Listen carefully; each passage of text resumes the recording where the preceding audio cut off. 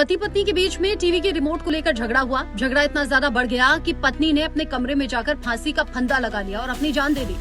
तेलंगाना के हैदराबाद से खबर सामने आई है और बहुत ज्यादा हैरान भी कर रही है। दोनों की लव मैरिज थी, 2 साल से एक दूसरे को जानते थे, सॉफ्टवेयर इंजीनियर हैं, दोनों एक कंपनी में काम करते थे और 6 महीने पहले ही गोवा में शादी हुई थी।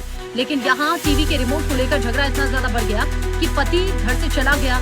अगले दिन सुबह जब घर लौटा तो पत्नी फांसी के फंदे पर झूल रही थी, यानी कि उसकी जान जा चुकी थी। तब जाकर पुलिस के पास मामला पहुंचा और अब लड़की के परिवार वाले कह रहे हैं कि शादी जरूर हो गई थी लव मैरिज, लेकिन दहेज के लिए लड़का परेशान कर रहा था। जो मृतक है उसकी माँ ये बता रही है कि जो लड़का है वो ये भी प्रेशर डाल रहा था कि जिस घर में वो रहते हैं उस घर का स्वामित्व यानी कि जो मालिकाना हक है वो लड़के के नाम पर ट्रांसफर कर दे। यानी कि छोटी छोटी ऐसी चीजें इकट्ठा हो रही थी जो इस महिला के दिमाग को परेशान कर रही थी। और उस रात जब टीवी के रिमोट को लेकर झगड़ा हुआ तो फिर वो गुस्से में जाकर फांसी के फंदे पर झूल गए। खुद भी सॉफ्टवेयर इंजीनियर थी। जरा सोचिए आप कि सॉफ्टवेयर इंजीनियर, समझदार लड़की, लेकिन गुस्से से और प्रेशर से इतना ज्यादा परेशान हो गई कि अपनी जान दे दी।